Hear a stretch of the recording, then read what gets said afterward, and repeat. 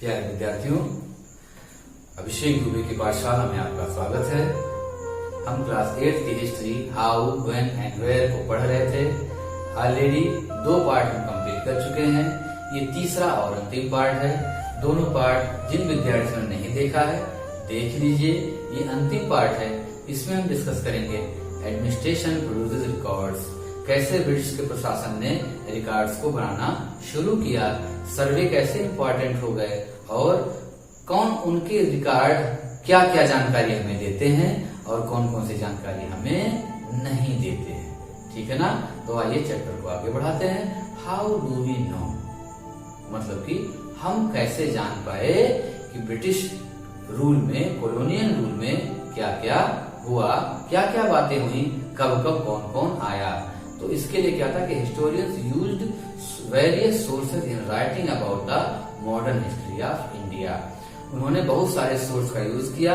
उस सोर्स को यूज करके हिस्ट्री को लिखा और फिर हम उसको पढ़ के जान पाते हैं कि कब क्या चीजें हुई थी, कौन कौन से डेट्स इंपॉर्टेंट हुए और कौन कौन से इवेंट्स इंपॉर्टेंट थे। अब बात आई कि ये सोर्स कहाँ से मिले भैया।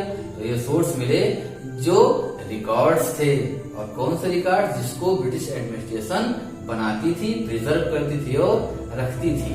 The official records of the British administration are one of the important sources for writing the modern history of India.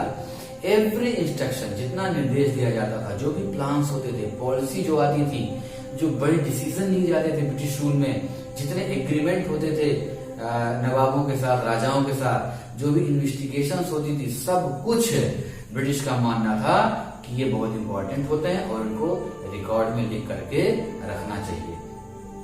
जितने ऑफिस थे, सारे इंस्टीट्यूशन को, वो चाहे कोर्ट हो, चाहे तहसील का ऑफिस हो, सब जगह ये आर्डर था कि हर चीजों को लिखा जाए, लिख करके प्रिजर्व किया जाए, रखा जाए। इस तरीके से उनको केयरफुली प्रिजर्व किया गया और वो रिकॉर्ड तैयार है, कभी भी देख करके देखे जा सकते हैं और देखे गए और उसी से हिस्ट्री लिखी गई। महलवाड़ी सिस्टम, रैयतवाड़ी सिस्टम आगे आप पढ़ेंगे, कब आया, किसने इंट्रोड्यूस किया, इसका इफेक्ट क्या रहा, ये सारे कैसे पॉसिबल हुए, जब उन रिकॉर्ड को हिस्टोरियंस ने देखा और पढ़ा।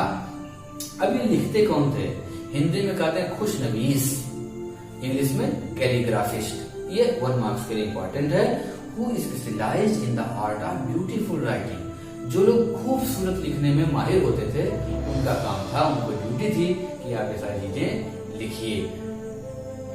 इस नाते हमारे पास इतने रिकॉर्ड्स हैं। अब देखिए सर्वे कैसे इंपॉर्टेंट बन गए। सर्वे मतलब जांच परख करना। तो the practice of survey became common under colonial rule. उस समय जो सर्वे का काम था वो बहुत कॉमन हो गया था। क्यों? क्योंकि वो रूल करते थे तो वो सारे रीजन को जानना चाहते थे। भाई कहाँ पर क्या है, कहाँ पर क्या है, कैसे खेती कहाँ पर कर सकते हैं, कहाँ पर कैनाल्स बना सकते हैं, ट्रेन कहाँ से जा सकती है, कहाँ पर हम रहें तो हमारा मौसम अच्छा रहेगा। तो इसके लिए वो सर्वे का काम शुरू कर दिए थे बहुत जबरदस्त तरीके से।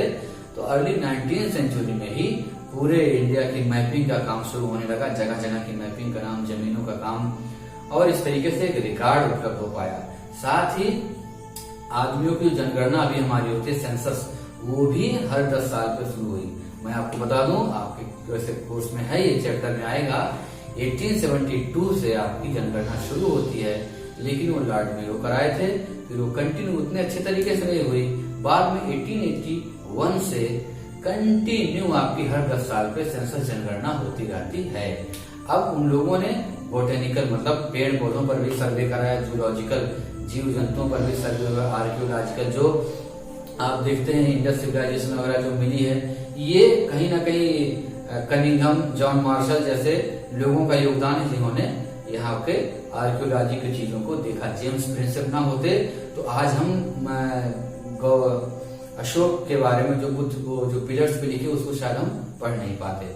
जेम्स प्रिंसेप थे जिन्होंने 1835 में पढ़ करके बताया कि वो क्या क्या लिखा है। तो जंगल, भूमि, जमीन, हर तरीके के सर्वे कराए गए और इन सबका रिकॉर्ड रखा गया। और ये रिकॉर्ड हमें बहुत सारी जानकारी देते हैं जो हमारी मॉडर्न हिस्ट्री को लिखने में हेल्प किए। लेकिन कुछ ऐसी बातें भी हैं जो ये रिकॉर्ड्स नहीं बता पाए। क्यों? क्योंकि रिकॉर्ड बनाए कौन? ब्रिटिश। वो कैसे रिकॉर्ड बनाएंगे? अपने फेवर में, और जो काम उन्होंने किए। They tell us what the official thought, जो वो सोचते थे वही वो बता पाए, बट वो ये नहीं बता पाए कि how people of the country react for the laws. जो कानून बना उससे हमारे देश के लोगों को कितनी परेशानी हुई या उन्होंने क्या सोचा। तो इसके बारे में कहां से इंफॉर्मेशन मिली? बाद में कुछ इंफॉर्मेशन इसके बारे में मिलती है, जैसे जो कैदी थे, जो बंद थे, उनके आइडियाज से। कुछ लोगों ने ऑटोबायोग्राफी लिखी, अपनी जीवनी कथाएं लिखी। इसके अलावा जो ट्रेवलर्स थे, यहाँ से वहां घूमते थे, देशों से आते थे, उनकी जानकारियों से, जो एक्टिविस्ट थे, सोशलिस्ट एक्टिविस्ट तमाम लोग काम करते थे। इस तरीके से आम लोगों के जीवन के भी रिकॉर्ड हमें मिल गए और हमारी हिस्ट्री तैयार हो गई। तो ये था ओवरऑल एक खाका लेसन 1 का। यही हमारा लेसन खत्म होता है और आपको मैं होमवर्क दे दे रहा हूँ। प्यारे विद्यार्थियों, आप एक्सरसाइज के अंत में क्वेश्चन नंबर 1 में एक 3 पार्ट है, A, B, C तीनों कर लीजिएगा। उसके बाद क्वेश्चन नंबर 2, 3 और 4 इसको भी आप होमवर्क की कॉपी में आंसर लिख लेंगे। आंसर आपको बड़ी आसानी से अगर चैप्टर आपने समझाया तो मिल जाएगा। दिक्कत के लिए कमेंट बॉक्स में मुझसे पूछे या मैसेज के लिए फोन करिए। इसके अलावा आपको एक प्रैक्टिकल वर्क दे रहा हूँ। जब भी आपका स्कूल खुलेगा, आप जाएंगे, स्कूल ग्राउंड के बारे में सर्वे करेंगे। कितना बड़ा ग्राउंड है, कैसा ग्राउंड है, कितने पेड़ हैं, गाड़ी कहाँ खड़ी होती है, एक नॉर्मल सर्वे करेंगे ताकि आप जाने सर्वे से रिकॉर्ड्स कैसे मेंटेन रहते हैं। अब इस लेसन के बाद हमारी एक बहुत ही शानदार हिस्ट्री क्लास में शुरू होती है।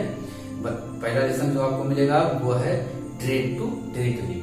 इसमें हम देखेंगे कैसे ब्रिटिश व्यापार करने आए और व्यापार करते करते उनकी ईस्ट इंडिया कंपनी ने भारत पर रूल करना शुरू कर दिया। तो वेरी इंटरेस्टिंग चैप्टर, बने रहिएगा अभिषेक दुबे के पाठशाला के साथ। वेरी इजी और आसान शब्दों में ऐसे ही वीडियो लेकर के आएंगे और आपको पढ़ने में आसानी होगी। तो वीडियो देखिए, लाइक करिए, शेयर करिए, चैनल को सब्सक्राइब जरूर कर लीजिए और मिलते हैं नेक्स्ट वीडियो में। खुश रहिए, धन्यवाद।